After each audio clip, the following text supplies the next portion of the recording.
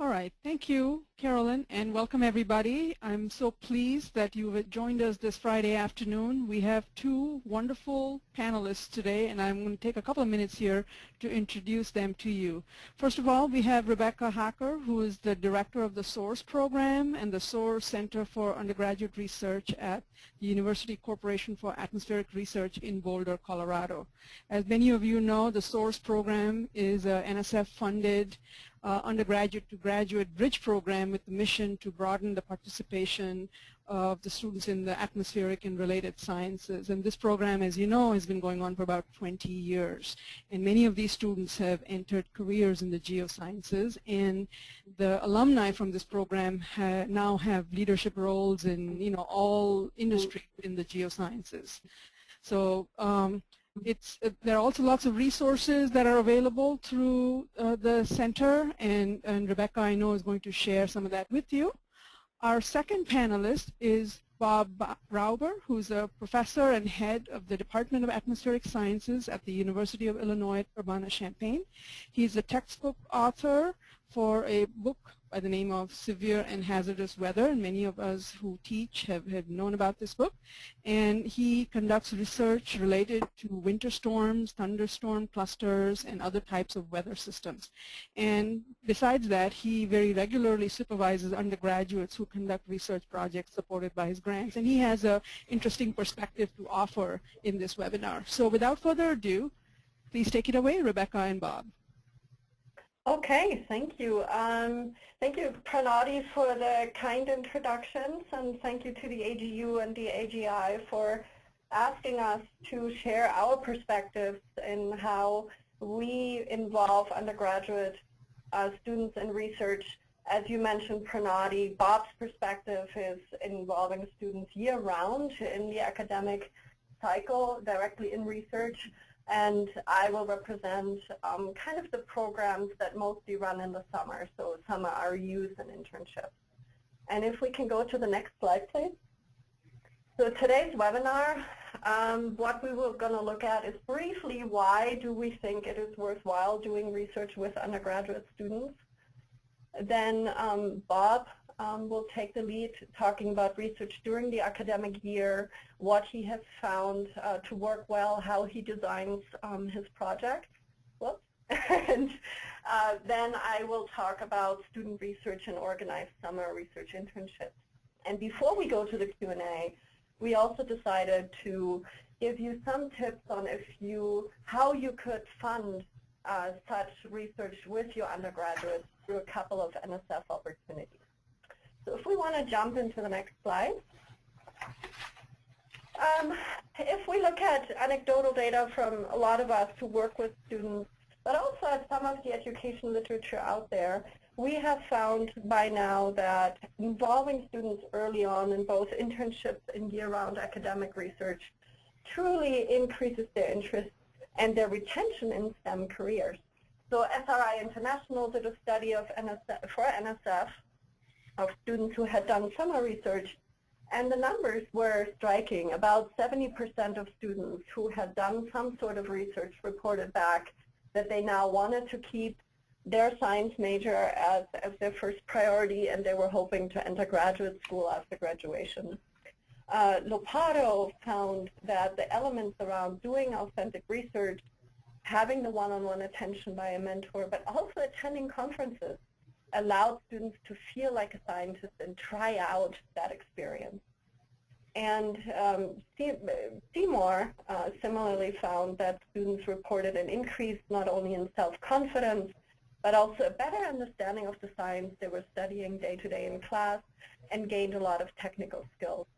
So here we certainly see a benefit for the students in not only being better, maybe, ideally, in their academic performance, the retention in school, but also gaining technical skills through participating in this work experience. And if we can forward to the next slide, please.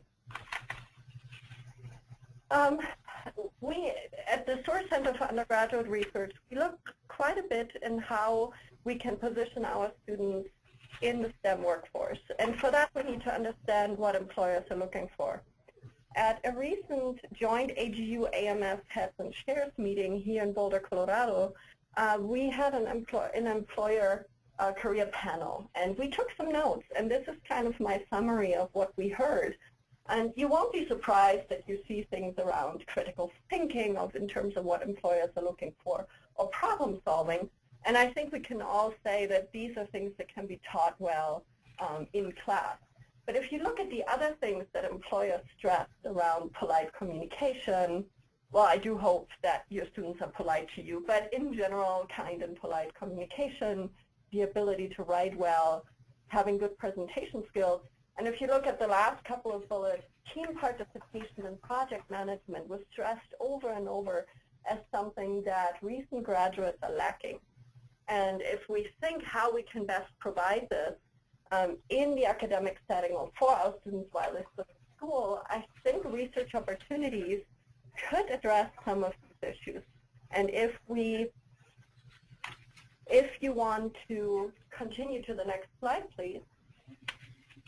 Here, you wouldn't be surprised then to see that in a recent study for the Chronicle of Higher Ed, when they surveyed employers all over the United States, not just science, but they did break it out by sector. They were asked what attributes in recent graduates are what they look at the most when they consider students or recent graduates to hire. And I thought it was quite striking that internships and employment during college was ranked the highest. And that college major, of course, then follows. But if you look at it further down, college GPA and college reputation really didn't rank all that high. And we know that that's always something our students are very worried about.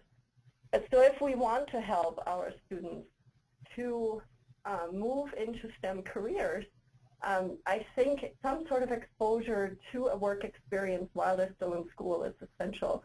And we have found that in the SOURCE program that our alumni often get picked up quickly by either graduate schools or STEM employers because they can provide that type of research experience.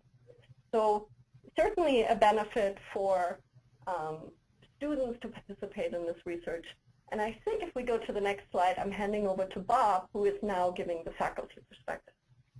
Hi, everyone. This is Bob Rauber speaking. I'd like to talk about two things. One, of course, is benefits for faculty. I'm also going to talk about benefits for students. Having students involved in research early on and throughout their academic career is, I think, one of the best opportunities that you can give your students for all the reasons that Rebecca just described.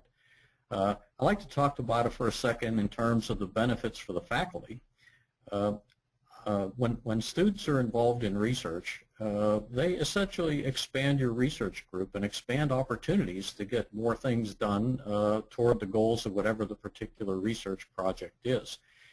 Students, when they help out, effectively add more opportunities to go in different directions, and in particular, they sometimes give you opportunities to explore areas where you may not have enough time or resources, either if you have graduate students or your own time to explore. It also gives faculty an opportunity to work with students one-on-one, something that you don't get in a classroom. And so you get to know the students better, and as a result, you develop a mentor-mentee relationship with them that can actually help them in their classes and their other aspects of their academic career. Now, what are the benefits for the student? Well, there are numerous benefits. First of all, I think the most important benefits is self-confidence. They get a lot of self-confidence because they learn that they can do things beyond what they thought they could do. They learn mathematical skills. They learn computing skills. They learn the techniques of analysis and interpretation. They learn all the things that are necessary to move on to the next level as a graduate student or as an employee in a company. So there's lots of benefits for students as well. If we go to the next slide, it's important to treat students, the undergraduate students, from the get-go as professionals. I like to think of projects that are challenging. They should have a reasonable scope in the sense that they should be able to accomplish that project during the period of time that they're going to do the research. You don't want to have a project that ends halfway, because there's not a lot of benefit for them. They don't bring closure to their work. So you want to create a project like that.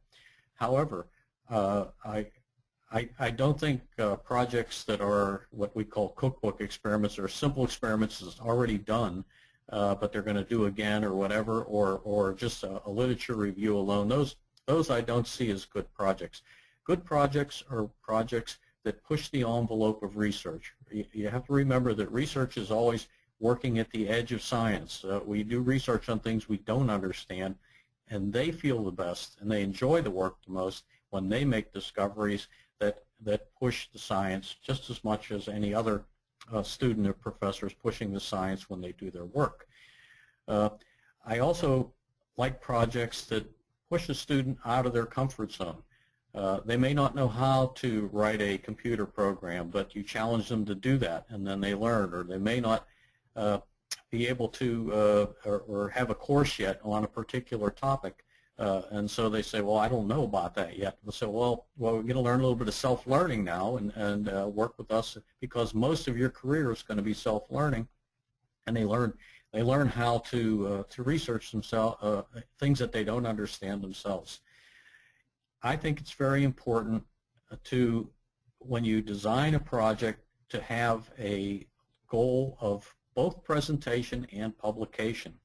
This is something that lights up students when you tell them that at the beginning of a project that there's a potential for this work to be published if we can get to the other end, and that they will be an author on the publication because they've participated in, or they may be the lead author if they can carry it through with enough time to write the paper. And it's very important that they also go to a conference and present that work.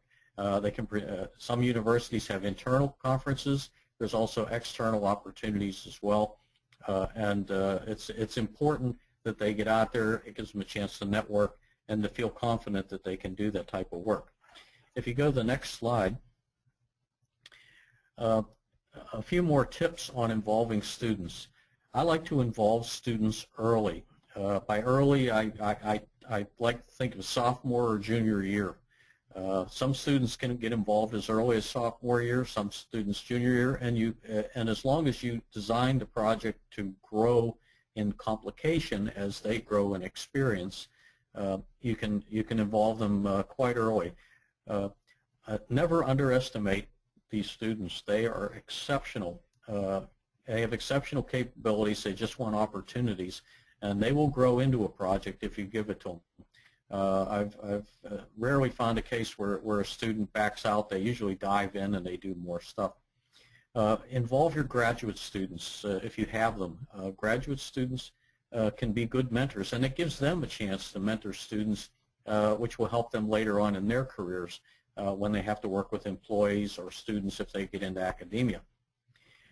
If students don't have computing and technical skills, teach it to them. Give them the opportunities. Most students can pick this up with just a little bit of exercise. Think back when you were learning this stuff. We all had to make some mistakes, and trust that they can move forward. We want to help students get a resume so that they can get an REU position if they want to, a summer REU, for example, at another institutions. And as I said before, always keep a goal in mind. I like to keep a goal in mind of publication, and I've had a number of undergraduates on my publications, and I think that that's a worthy goal to keep for all research. Okay, I'm going to turn it over to Rebecca. She's going to talk a little bit about supporting students to present their work. Yeah, thank you, Bob. So yes, in our programs, we try to support all students to attend at least 1 or 2 conferences. And as Bob said, we see a huge growth spurt just by having a student go to a regional or national conference, as you see here in the left picture, have a student present and gain that self-confidence that what they did during the summer was worthwhile presenting to others. They get feedback from other faculty and scientists. And here on the right side, you see one of our students who won Best Atmospheric Science Poster at the SACNAS conference. If you're not familiar with it, it's an excellent student-focused conference for primarily involving minority students in the sciences. And I will also want to give a shout out to the AGU, who found a model by hosting a virtual poster session. If a student cannot leave their home institution or doesn't have the travel funds, they can now present their posters virtually and get feedback there. And last year that was quite popular with our students. But just as an encouragement, that please tell your students to present at national conferences, and a lot of them, the AGU, AMS, as I mentioned, SACNAS, all have travel funding available that your students have to apply for. And if even better, if they then can present their summer or year-round research. And a lot of these deadlines are coming up, so don't worry about it right now. I won't list all the deadlines or different conferences, but we will give you links at the end of the presentation that will get you to the right resources for this. And if we can move on to the next slide. I think, Bob, this one is yours, that you wanted to talk about fieldwork. Right. Some of you may have opportunities to do field work. I would actually like to encourage those of you who don't think you have opportunities to rethink that concept, because there are many undergraduate institutions that do get involved in various field work, coupling with graduate institutions who may generate the field projects themselves. So I'll mention two of those in a minute, but I want to stress the importance of having undergraduates participate in field work. Most field projects that I've been involved in, particularly large ones, need a large staff of people to work, and they're generally understaffed and overworked.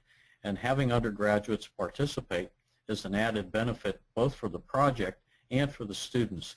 Students never forget the opportunity when they are in the field. It's one of the delights of a career to be able to go out and work in a real science project that involves state-of-the-art instrumentation. And you get to meet and work with directly scientists from around the country that do all sorts of work. They generally are always good mentors with the students, and the students come back with a very positive attitude. It's important, if you get involved with these projects, to give the students real responsibility. And I want to emphasize one particular thing, a project that has many facets to it. You want the students to be exposed to as many as possible. I've known projects where a poor student was stuck out in the middle of Oklahoma with a Ravensson system, and all they did was sit there and launch Ravenssons for 6 weeks and never communicate with someone else. And that's not what kind of experience we want to have our students have. We want the students to really have a variety of responsibilities, and they're there to learn. They're there to really come back and say, I want to do this for a career. So it's important to involve them in many different ways as possible, and engage them so that it becomes not only help for the project, but an educational experience for the student. With that said, I'd like to say one more thing, that there are opportunities for undergraduate institutions to get directly involved with research, using REUs as an example, or working directly with other graduate institutions to get the students involved. So don't be afraid to explore those opportunities if you are from an undergraduate institution and you're aware of projects that may be occurring and you'd like to see if you can participate. Let's go to the next slide. And Rebecca, you got this one. Yes, that is actually a happy group picture of one of our task source cohorts. And as Pranati mentioned earlier, our program has been around for about 20 years trying to increase the participation in our field. And I would like to highlight Freddie, the guide dog, to the right of your picture. I loved all the points that Bob just made about research with undergraduates during the academic year. And so many of these points translate over to summer research internships.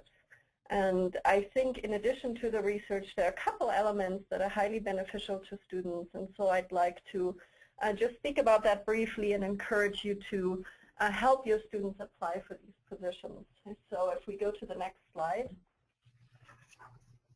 If you're, just in case you're not familiar, or just as a quick review, how these REUs or summer internships often look like, you can expect that it's about an 8 to 10 week long experience, mostly in a cohort from 10 to 12 students. Our programs here at UCAR often are about 20 students strong.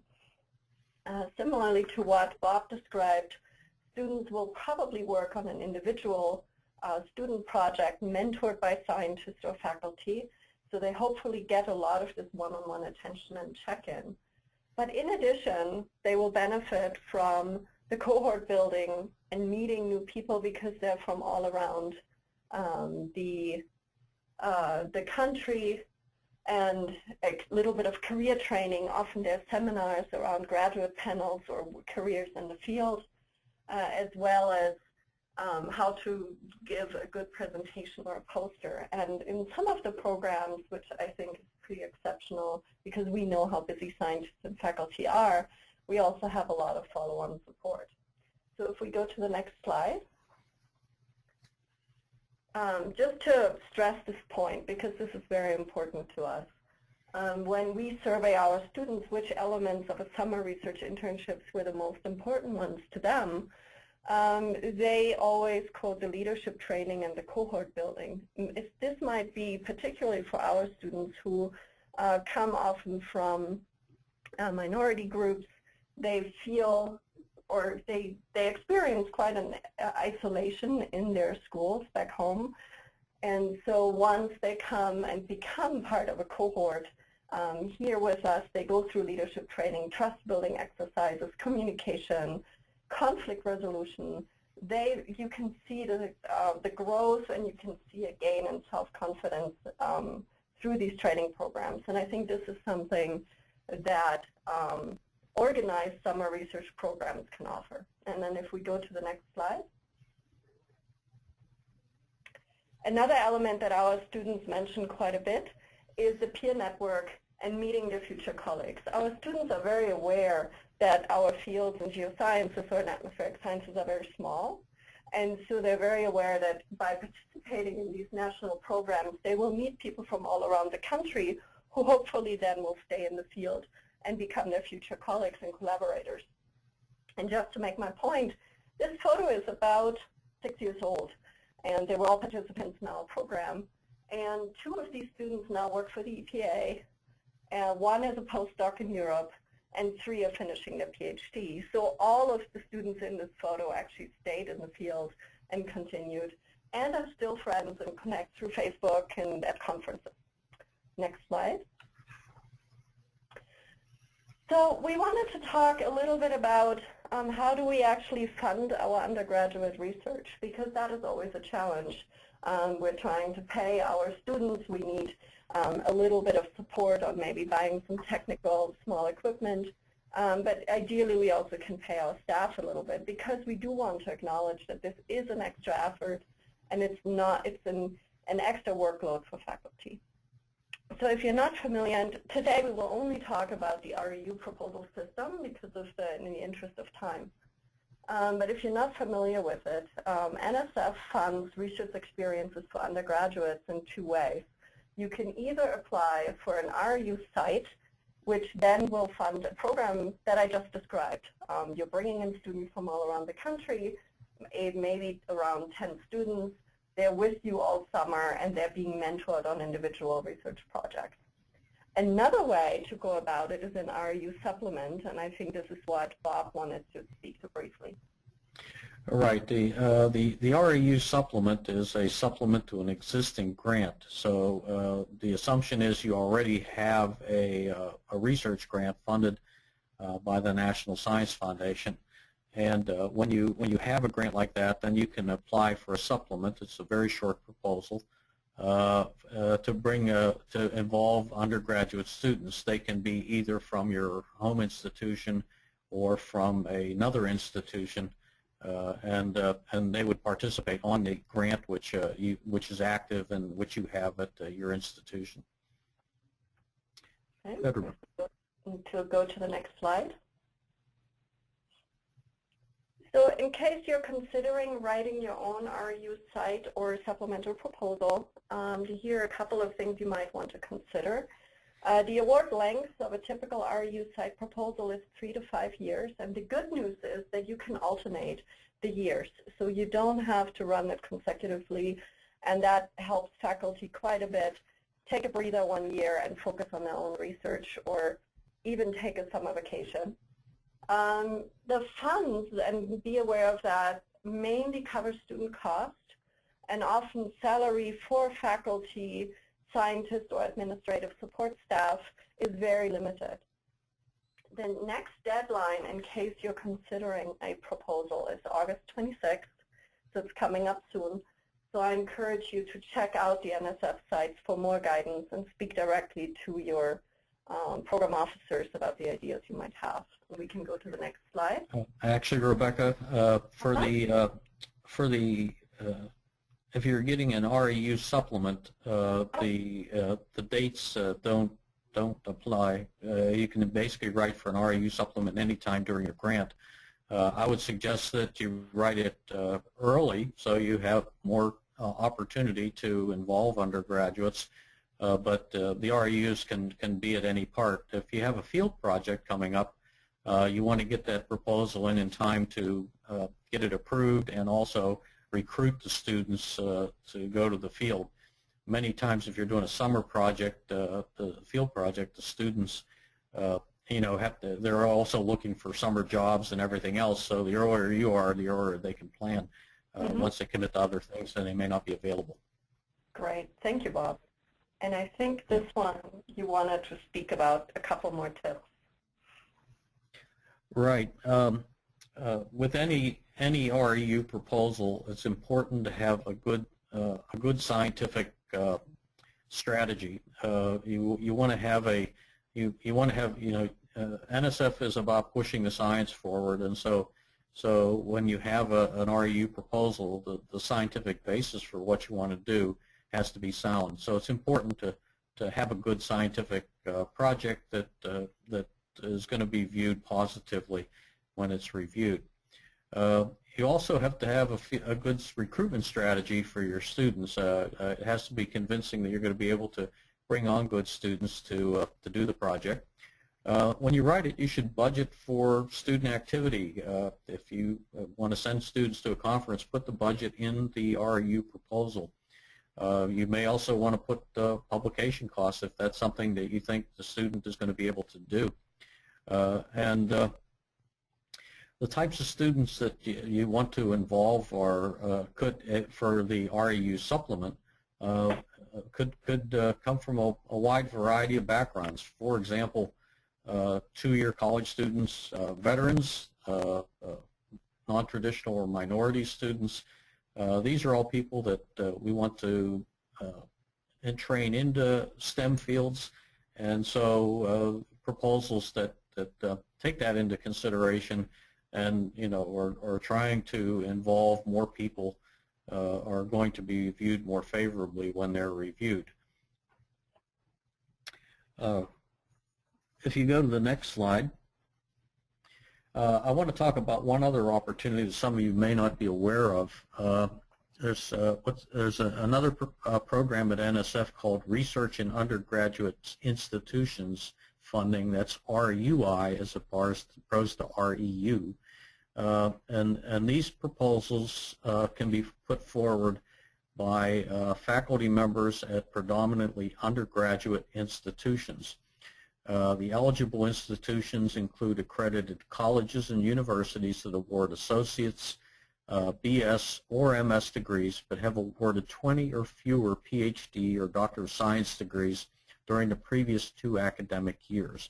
So if your institution is one of these institutions, then there's some opportunities for you to develop RUI funding. This would be very similar to REU, except that it's at undergraduate institutions.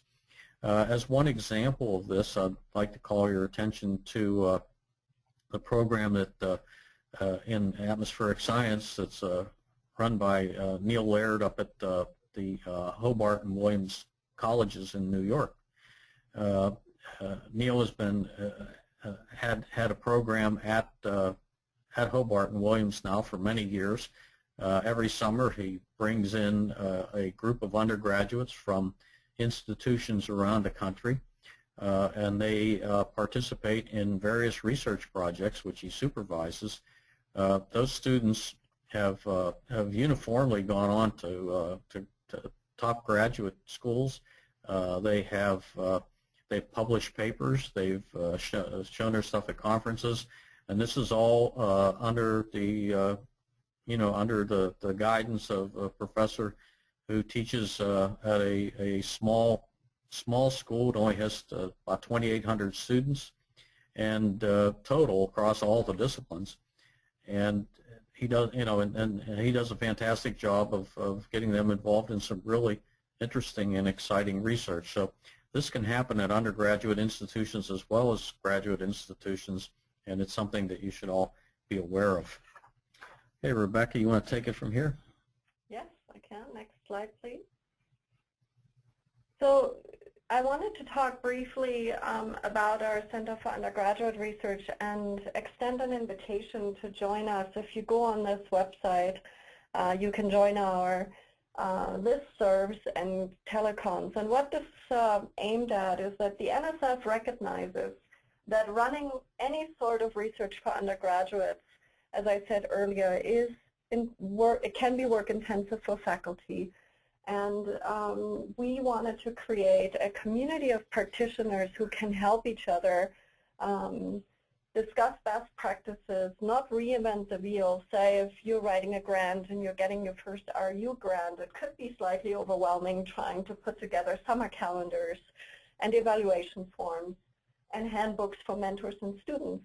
So none of that you actually have to do yourself anymore, because we can now provide these resources for you.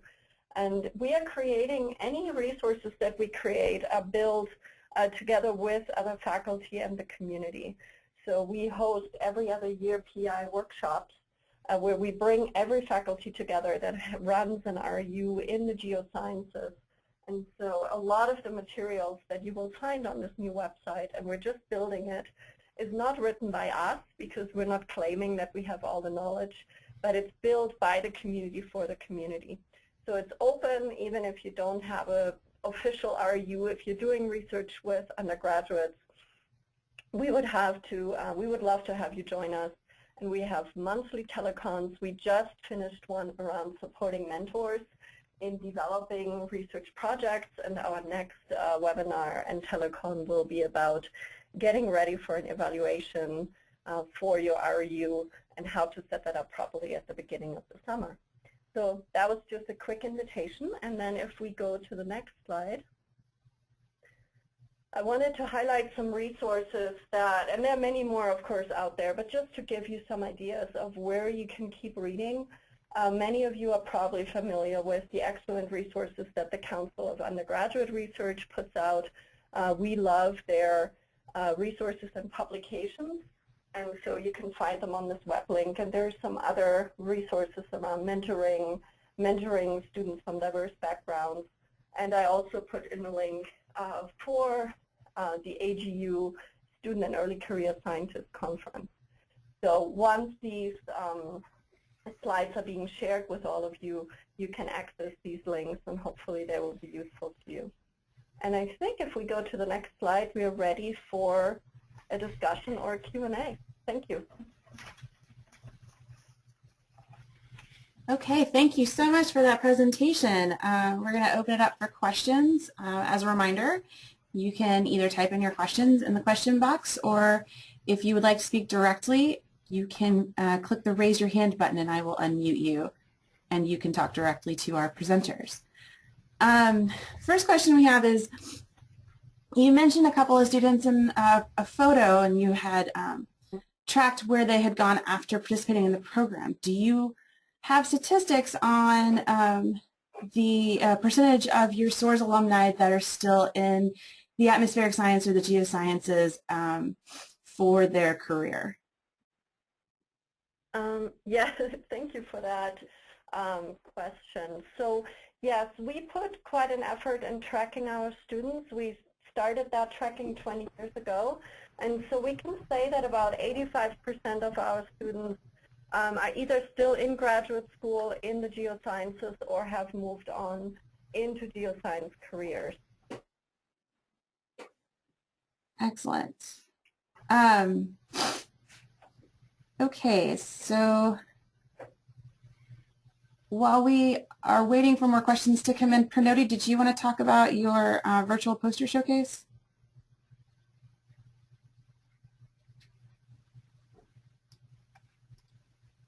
Sure. Thank you for that, Rebecca. You already introduced this. So this is an opportunity for anyone who's on this webinar. For the last couple of years, AGU sort of piloted very quietly a virtual poster showcase, which obviously means that the student who has submitted the abstract doesn't have to come to the AGU fall meeting. So the whole idea is that a student can submit their poster and a short video about talking about their research to sort of simulate, being there at a meeting. Obviously, this does not replace, the experience a student would have at a real professional meeting, but it at least gives them a start and gives them some introduction to what it's like to prepare the poster and so to answer questions, in real time or asynchronously with a judge. So we're going to do that again this year. There'll be a couple of opportunities actually, and we're getting ready to send information about this to not only the REU listserv but through the AGU's Heads and Chairs listserv and many other communication vehicles. There'll be two opportunities this year for a virtual poster showcase. One of these will be taking place in October, and the other one will be taking place in sort of in the November, early December timeframe. The abstracts for these are very conducive for students who are finishing summer projects, so that if you have students who are working on projects and writing abstracts, they can certainly submit these after they finish their REU experience or working with the faculty. The abstracts will be due sometime in early September for the October virtual poster showcase and late September for the November, December showcase. So more about that will be posted all over the geoscience or to the geoscience community. And I'll mute myself here if there are other people who have questions. Thanks, Pranoti. Preston, I want to unmute you so that you can discuss the resources at CUR and at CERC. Okay, you're unmuted.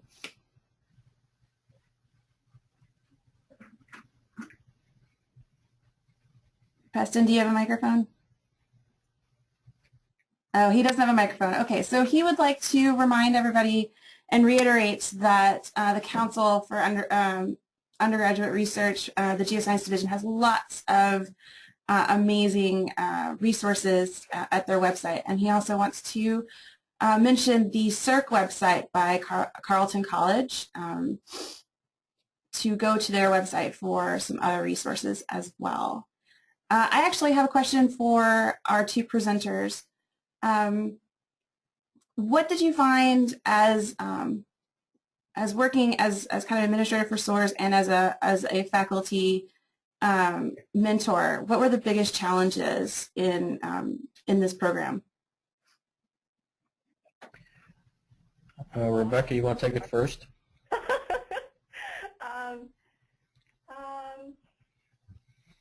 I think the biggest challenges, particularly with the group of students I work with, is convincing the students that they're smart and good enough to do the research. It can be very intimidating to come to a national lab, to be mentored by top scientists.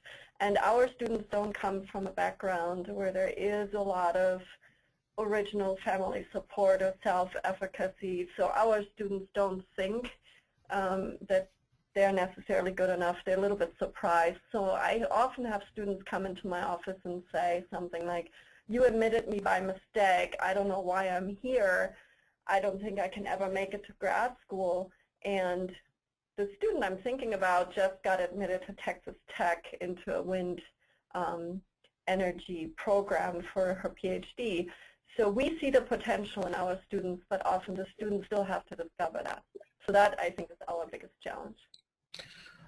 I would agree 100%. The problem or I wouldn't say problem, but the issue that we have to deal with most in academia is self-confidence. Students or generally don't believe that they can do it, and you know, and part of that is the fact that when you bring them into a research group, they're always at the position where they are the kind of least trained and really at the beginning of a research career, and so it's very important, I think, to give them positive feedback as they move along, so that they don't get discouraged right at the get-go. I've experienced this with a particular student who I can tell you it was just an A student, top grades, going to be the top student coming out of the program, but that student lacked confidence initially, and I had to work with the student until we and turn that around. And you just said as long as you're aware of it, you can turn it around. But I think sometimes if you're not aware of it, you can discourage them kind of right up front by the first time you tell them, no, that's not the way to do it. You got to do it a different way. They're ready to run out the door. So it's important to be sensitive to the fact that they do come in as a low person on the totem pole in terms of their research experience. But that's what universities are about, taking people at that level and turning them into top-notch scientists. Excellent. I have another question. Can you talk about tips for recruiting faculty members to be mentors and helping them be good mentors for non-traditional or underserved students? Well, I can take that one. I believe I like to act by example myself. As a department head, I make sure that I take a lot of undergraduate students, and I actively seek students who aren't, who fit the characteristics of, let's say, non-representative groups and so on. Try to train them into my own program, and then I talk about it to the faculty. I say, I have a policy as department head of continuing to encourage our faculty all the time to involve undergraduates. In our undergraduate program, virtually any student who wants to do research, all they need to do is ask, and I will find them a home in our department. And most of the time they can ask other faculty and they get involved. I can say we've never turned a student down who asks. So one of the things I do with the students to get them recruited is I tell them to go to the faculty and stand at the door and say, I want to work with you. Any faculty member worth their salt better not say no. That's what we're here for, is to train students. So I think having a good leadership in the department helps to get faculty to come on board with us. Well, I think this is a good segue. I want to open it up to the participants. Those of you that are on the line listening, I'm curious if any of you have faced any challenges in being a faculty for an REU program, or do you have any perceived challenges as a potential faculty member for an REU program?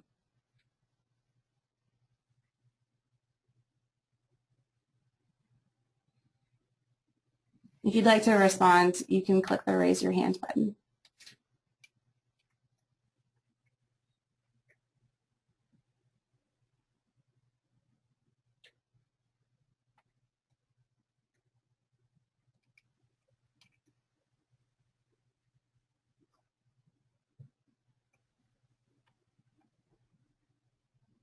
Rebecca, have you heard of any other challenges that faculty have mentioned?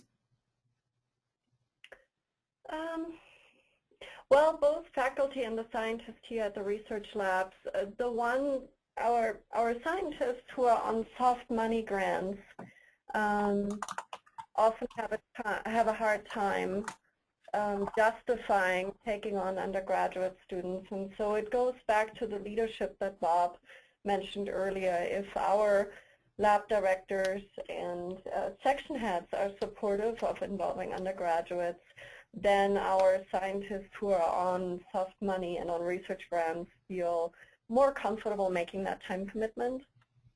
But so far we've been very blessed having good participation here at NCAR. Yeah, I would agree with that. The main issue everybody faces is time. You know, each person you take on your staff requires a certain time, and so some people have a genuine time problem with trying to involve people. Some professors also travel a lot. They have a lot of other commitments. And so sometimes it's difficult to involve a student because you can't give the one-on-one mentorship that might be necessary. I'll just give myself as an example. This summer I've got a 6-week field project that's going to take me out of the building, and so I had to think about how to maintain contact with my undergrads who are working with me. That are working on a different project, and so we're arranging to do a regular Skype or GoToMeeting actually meeting once a week where I can interact with them, and you know, I gave them my cell phone. I said, call me when you need me, and all this, you know. So you have to think outside the box a little bit when you're traveling or when your time commitments are tight. Excellent. Well, if there's no other questions, I think we can wrap this up. So I am going to turn the presentation over to Pranoti.